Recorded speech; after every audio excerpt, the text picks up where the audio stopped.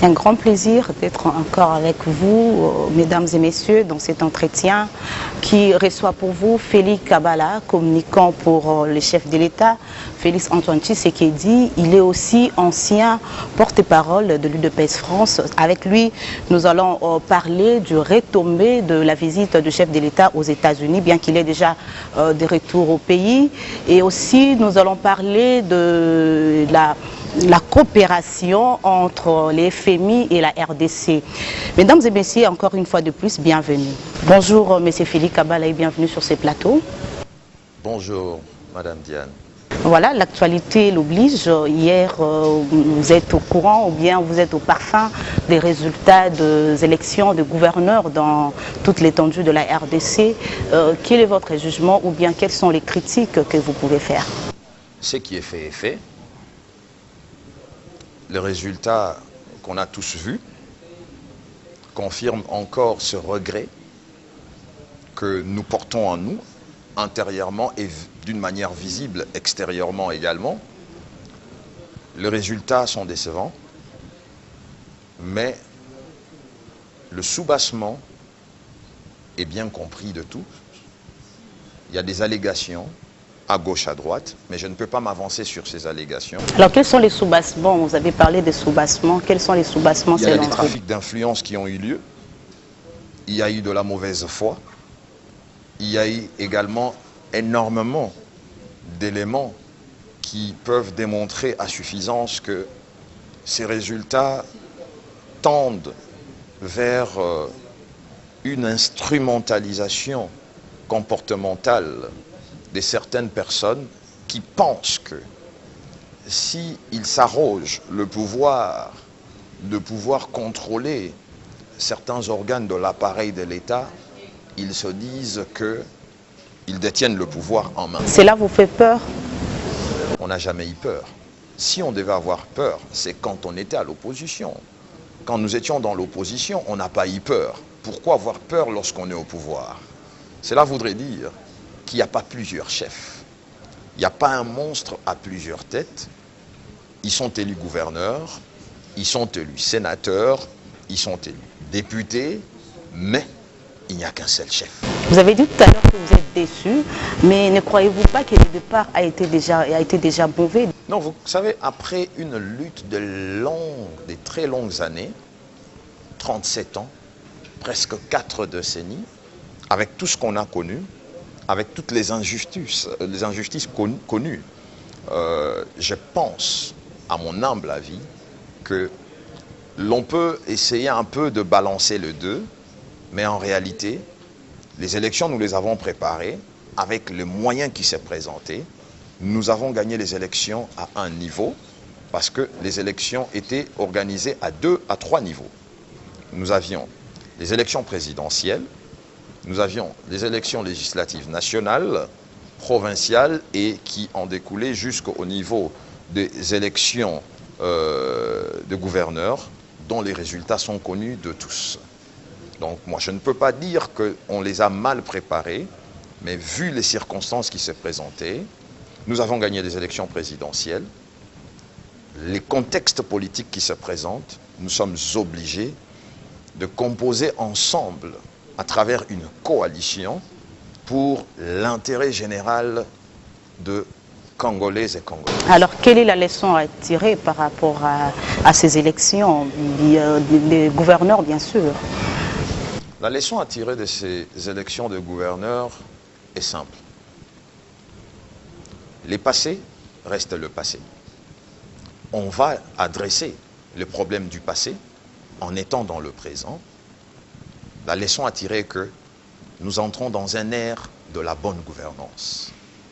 Et le président Tshisekedi l'a bien signifié depuis le début de son quinquennat par ses actions et voire même à travers ses voyages diplomatiques. Voilà, le chef de l'État venait d'être aux États-Unis. Vous êtes communicant du président, on vous reçoit tel qu'on l'a dit tout à l'heure, mais apparemment il n'y a pas une bonne communication par rapport à cette visite ou bien par rapport à ces voyages. Pourquoi selon vous?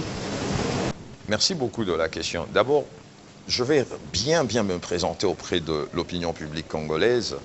parce que je suis à Kinshasa. J'ai beaucoup œuvré dans la fédération de l'UDPS France, où j'ai toujours été cadre, responsable de la communication.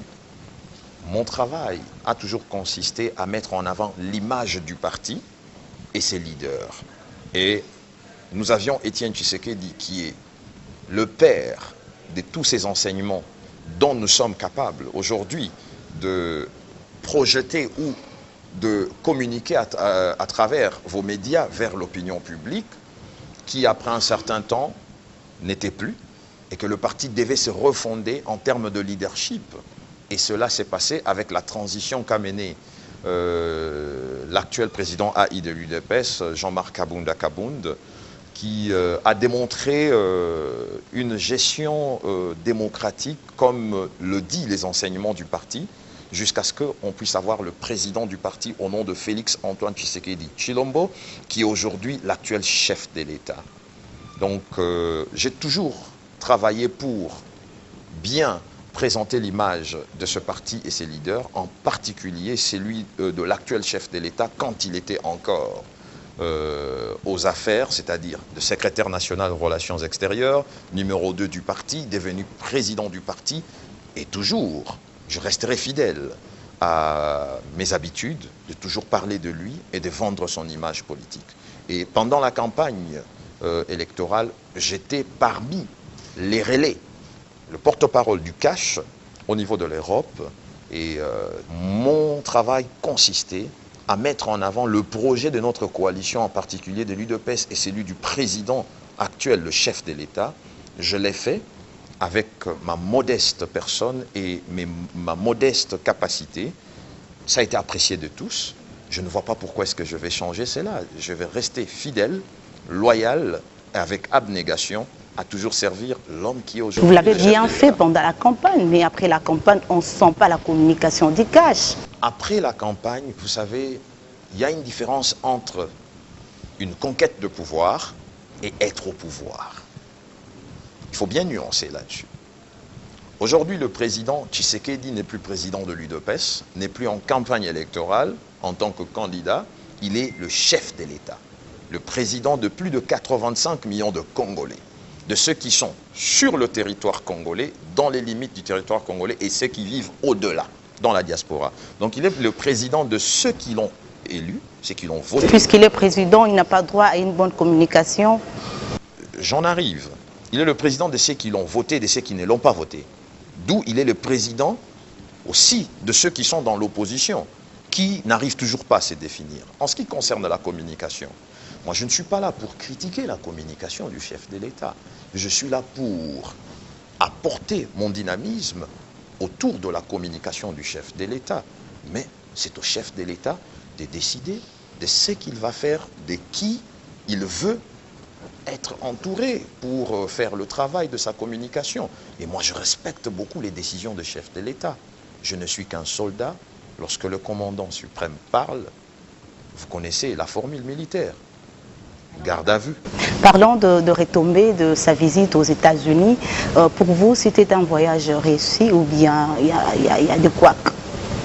Un voyage réussi, plein de succès diplomatiques, parce que c'est l'une des marques que le président Tshisekedi a beaucoup démontré depuis les débuts de son quinquennat. Il vous parle clairement et au monde entier que la diplomatie sera toujours l'un de mes atouts que je vais utiliser pour vendre l'image de la République démocratique du Congo, vendre l'image de mon projet politique, pour vendre l'image de la bonne gouvernance que je suis en train de prôner, que je dois installer en République démocratique du Congo.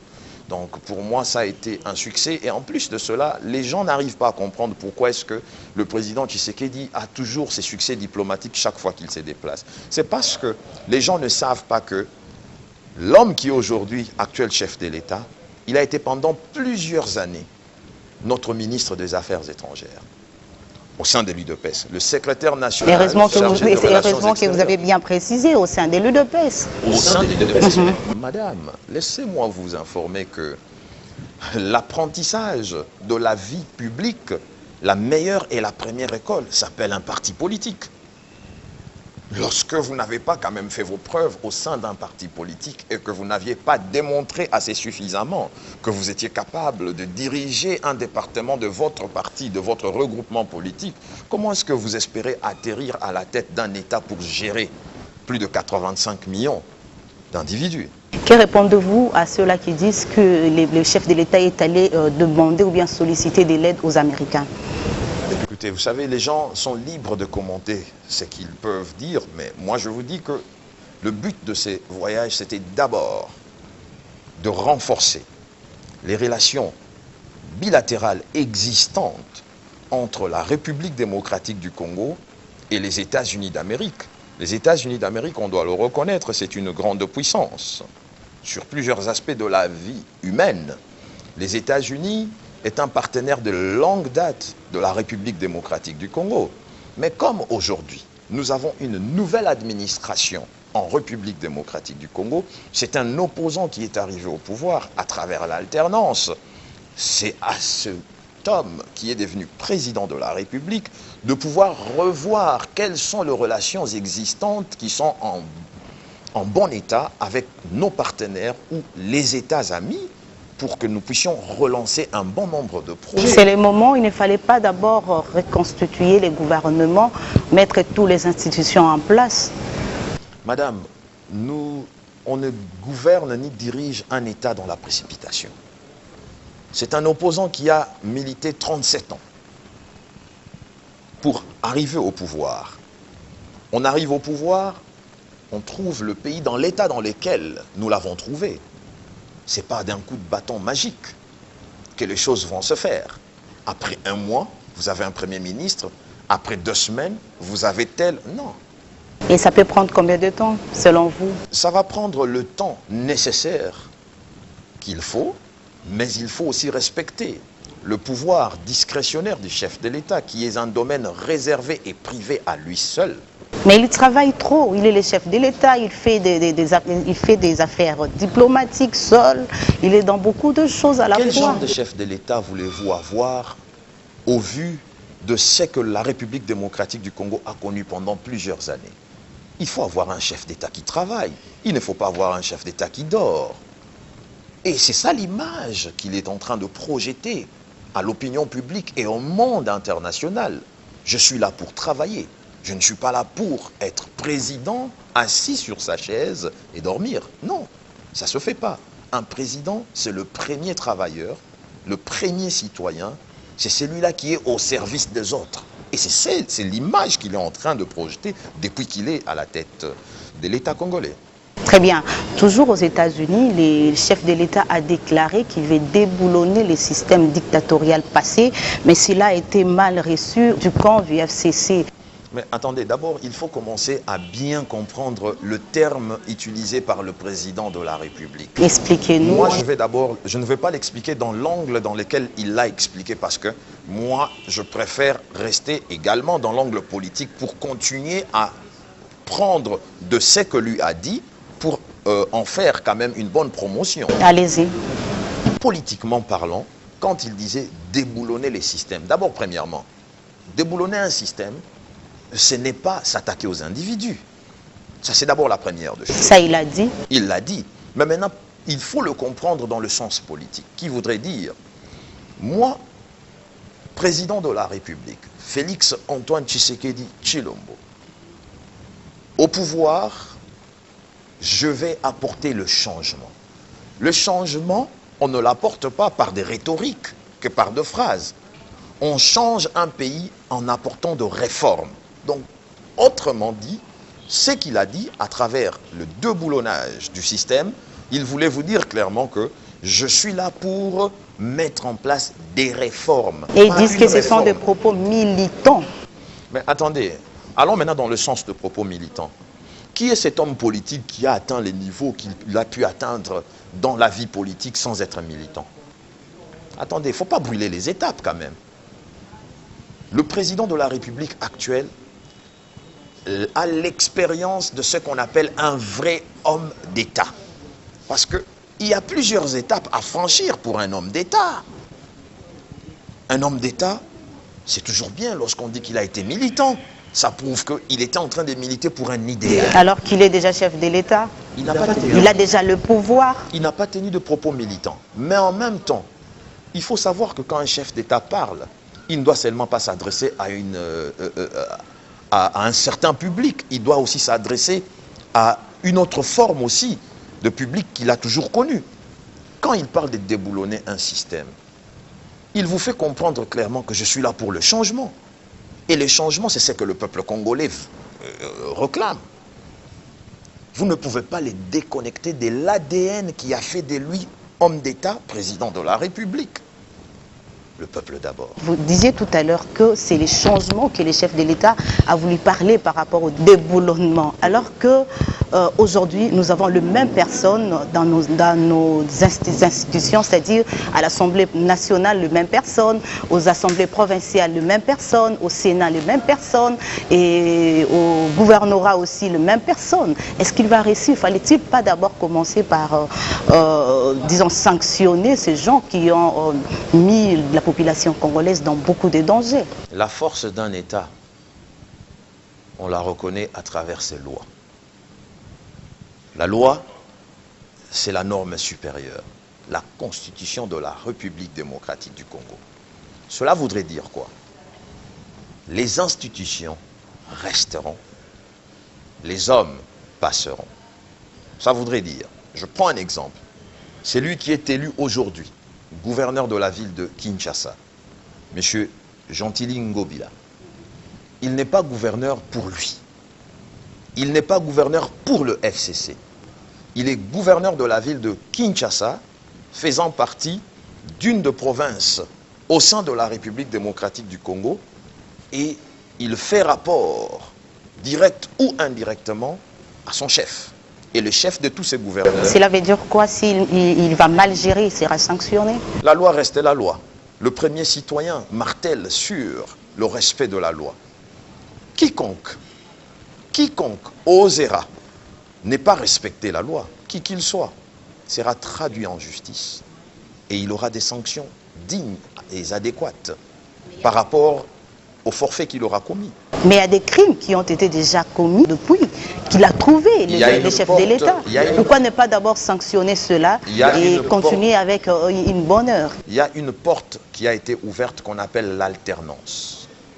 Pour l'intérêt du peuple congolais, le compteur ne s'est pas arrêté, mais les compteurs débutent quelque part. Nous allons adresser le problème du passé d'une manière responsable, à ne pas apporter de confusion, parce qu'aujourd'hui, s'il y a des amalgames et des confusions, c'est le peuple qui en paiera le lourd tribut. Or, ce n'est pas ça la volonté du chef de l'État. Nous adresserons entre nous les méfaits du passé. Mais là, nous sommes dans une nouvelle administration qui a un nouveau style. Les habitudes du passé ne seront pas les habitudes du présent. Parce que nous devons projeter un meilleur futur. À l'issue des élections du 30 décembre 2018, un président sortant a passé le relais à un président entrant qui s'appelle Félix Antoine Tshisekedi Tshilombo, qui, dans le cadre de l'alternance, dit très bien que le président Kabila, qui est aujourd'hui sénateur à vie, est l'un des partenaires de l'alternance démocratique au Congo. C'est quelqu'un qui sera consulté de temps en temps, parce qu'il y a des dossiers qu'il connaît mieux, que nous ne connaissions pas, que le président Tshisekedi ne connaissait pas parce qu'il n'était pas au pouvoir. Alors lorsque ces mêmes dossiers se présentent devant lui, sur sa table, il a le plein droit et pouvoir de consulter son prédécesseur pour essayer de voir qu'est-ce qu'il y a dans le dossier. Si c'est un dossier complexe, c'est à l'ancien président de lui expliquer le pourquoi du comment de la complexité que l'autre trouve sur un dossier sur sa table. Il n'y a pas péché. C'est logique que ça puisse se faire dans d'autres pays. Toujours dans l'idéologie de ne pas faire la chasse aux sorciers. Mais écoutez, c'est quelqu'un... Moi, je connais le président Tshisekedi, Félix, lorsqu'il donne sa parole. Il reste derrière sa parole. Ce n'est pas quelqu'un qui donne sa parole et ne la respecte pas. Il n'est pas inquiété les géniteurs des systèmes dictatoriaux. Il n'inquiétera personne. Sauf que pendant son administration, tout le monde fonctionne comme il l'entend par rapport à la loi et comme il veut instaurer le changement à travers des réformes pendant son quinquennat. Il n'y a pas de chasse aux sorciers ou aux sorcières. Alors, dans le même communiqué du FCC, le Front commun pour le Congo qui dénonce les violences de la Constitution et même les mépris des textes légaux depuis 2 mois, ils disent depuis 2 mois sur le plan économique et financier de notre pays. Comment réagissez-vous? Vous savez, on ne va pas quand même ouvrir la boîte à Pandore ou ouvrir certains tiroirs où l'on trouvera beaucoup de cadavres, beaucoup de squelettes. Je ne dis pas cadavre en tant qu'humain ou squelette en tant qu'humain. Donc, je le dis par rapport à la gestion passée des uns et des autres. Vous cherchez à pointer du doigt la gestion de 2 mois? Et si l'on parle de la gestion de 18 ans? Vous comprenez au moins la différence qu'il y a là? Donc, nous sommes un parti au pouvoir grâce à l'alternance et dans le souci de répondre aux besoins des Congolais et Congolaises, nous allons gouverner ensemble. Il y a même un communiqué qui prouve qu'on est en coalition. Ils disent que ça doit faire objet d'une correction idoine ou urgente. C'est le FCC qui l'a dit. Ils doivent corriger cela. Ils doivent corriger quoi? Les violences qui ont été faites pendant 2 mois. Et ces violences qui ont été faites pendant 2 mois, vous pointez du doigt qui? L'UDPS? Il ne faut pas stigmatiser. Ceux qui ont réclamé, qui sont sortis dans les rues de Kinshasa, en ont le droit démocratique, de plein droit. Ils ont ce droit de s'exprimer. S'ils ne sont pas d'accord avec les faits qui se présentent devant eux, ce sont eux qui détiennent le pouvoir. Vous devez toujours comprendre une chose. Le pouvoir qu'exercent les animateurs politiques, les acteurs politiques, ce pouvoir émane du peuple. C'est ce peuple qui les a placés là où ils sont. D'où, lorsqu'ils ne sont pas contents de certains faits qui se présentent devant eux, ils ont le plein pouvoir de manifester. Mais lorsqu'il y a, vous savez, dans tout mouvement de manifestation, il y a toujours des infiltrés. C'est comme en France, c'est comme en Europe, c'est comme en Amérique. Je prends l'exemple du mouvement des Gilets jaunes. On voit clairement en France, les Gilets jaunes, dans la majeure partie, il y a de ceux qui veulent réellement un changement dans la tolérance démocratique et sans violence.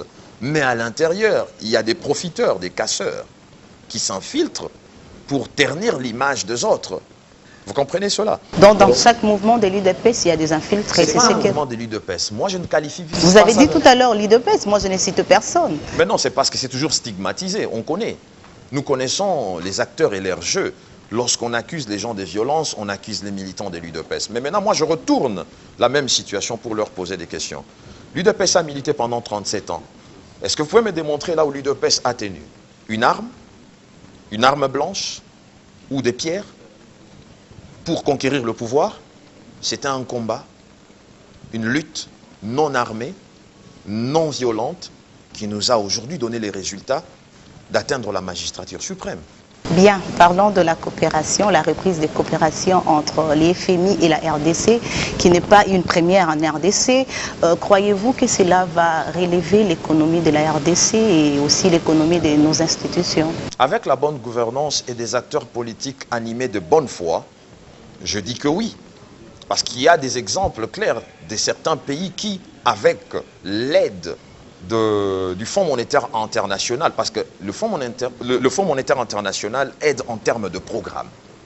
Lorsqu'il y a des programmes de développement qui peuvent permettre à ce qu'une nation donnée puisse se développer et qu'il y a des preuves de cette bonne gouvernance, le Fonds monétaire international fait de son mieux pour appuyer ce programme et l'accompagner. Le chef de l'État a son programme, le programme social. Est-ce qu'il y a-t-il un pays dont l'FMI a aidé pour développer ce programme social? Mais attendez, je vais vous donner l'exemple. Allez-y. Le Brésil. Et le Brésil aujourd'hui fait partie des 10 premiers pays puissance économique dans le monde. Vous savez que le Brésil est l'un des pays de l'Amérique latine qui a bénéficié du programme du Fonds monétaire international. Sur le plan social? Mais, madame, lorsque un État est en train de mettre en place son programme de gouvernance, il le met pour le profit de qui? De son peuple, non? On est d'accord? C'est un programme social. Ce programme-là a été exécuté par la bonne foi, par les acteurs politiques de ce pays dont je vous cite le nom, le Brésil. Aujourd'hui, le Brésil a remboursé sa dette du FMI. Le Brésil se suffit à lui-même aujourd'hui. Mais vous avez aussi appris que les Ghana a quitté les FMI et aujourd'hui il y a une forte mobilisation. Ils ont mobilisé 20 milliards de dollars. N'est-ce pas un exemple à suivre? L'exemple à suivre du Ghana, mais allez poser des questions aux mêmes Ghanéens. Ils vont vous dire qu'ils ont bénéficié dans le passé de ce programme et qu'ils ont trouvé qu'il se suffisent aujourd'hui, qu'ils peuvent s'engager, s'ériger dans une voie où leur économie devient une économie qui s'autosuffit. Pourquoi encore avoir besoin du programme du FMI pour continuer à se développer? Sauf qu'il y aura toujours la collaboration avec ces organisations. Avec les surendettements. Les surendettements, écoutez, de toutes les façons, le monde aujourd'hui, c'est un monde qui évolue à crédit. C'est un monde qui évolue avec les crédits. Pour arriver à atteindre les objectifs aujourd'hui, mais attendez un peu, le premier pays qui est surendetté dans ce monde s'appelle la première grande puissance du monde, les États-Unis. Mais cette dette que les États-Unis ont, elle la rembourse facilement. En Europe, la France a des dettes, la Belgique en a également, l'Allemagne ou d'autres pays. Je peux peut-être me tromper sur l'Allemagne, mais la majeure partie de pays ont des dettes. Mais tellement qu'ils ont un outil qu'on appelle l'économie nationale, qui se suffit à elle-même, ils ont le voie et moyen de rembourser leurs dettes. Ce sont des programmes qu'on échelonne sur des périodes. Lorsque votre économie produit un certain chiffre, et que ce chiffre, lorsqu'on l'équilibre avec la dette, on trouve qu'on peut continuer à vous prêter de l'argent pour vous développer, où elle est mal. Voilà, on me fait signe que nous sommes presque à la fin. Un dernier mot, peut-être aussi encore mieux à présenter par rapport à la visite du chef de l'État. Le président de la République a choisi les États-Unis comme premier voyage hors de l'Afrique parce que les États-Unis, dans ce processus de l'alternance au pouvoir, a joué un rôle majeur. Pas exclusif, mais un rôle majeur. Il a beaucoup aidé à travers les pressions diplomatiques, des échanges avec ceux qui étaient au pouvoir avant et ceux qui sont arrivés au pouvoir aujourd'hui. Ils ont joué l'équilibre. Ils ont fait ce qu'ils pouvaient faire. C'est un pays souverain, indépendant, qui est là aussi pour garantir ses intérêts. Alors comme c'est un partenaire de longue date de la République démocratique du Congo et qu'ils ont joué un rôle particulier, c'est tout à fait logique que le chef de l'État, son Excellence, M. Félix-Antoine Tshisekedi Tshilombo, se lève avec une forte délégation, aller et le remercier d'avoir joué un rôle majeur et aussi d'échanger avec eux, revoir les relations entre les deux nations, parce qu'on doit l'avouer, à un certain moment, quand bien même il n'y a pas eu un frein au vrai sens du mot, mais il y a eu de ralentissement dans la relation bilatérale existante entre les États-Unis et la République démocratique du Congo. L'actuel chef d'État y est allé. Normalement, il pouvait aussi déléguer. Mais pourquoi il y est allé? Au vu de ce que la République démocratique du Congo a connu, il fallait qu'il fasse de cette tournée aux États-Unis la tournée à son image personnelle parce que c'est lui qui représente l'État congolais. Et cette élégance politique a été beaucoup aimée par le président Trump parce que... Qu'il n'a même pas rencontré. J'en arrive. Par le président Trump. Je dis bien par le président Trump parce que un chef de l'État ne dirige pas un pays seul. Il s'entoure de collaborateurs. Alors, le président Trump a des collaborateurs. Et ces personnes qui collaborent, qui gèrent la politique directe des États-Unis, sont ceux qui étaient autour du président Tshisekedi. À la minute et à la seconde près, tout ce qui s'est passé avec le président Tshisekedi retombait sur la table du président des États-Unis, Donald Trump.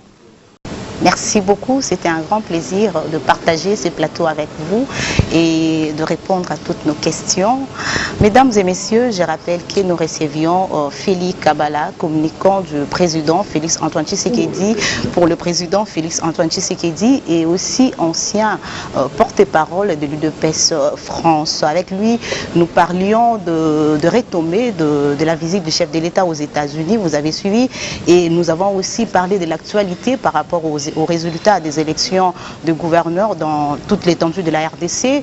Et merci beaucoup, très chers téléspectateurs. Je sais que vous étiez très nombreux à suivre cette émission. Écrivez-nous à ce numéro qui est affiché au bas de vos écrans et nous allons vous répondre. Merci beaucoup et on se retrouve très prochainement et à bientôt.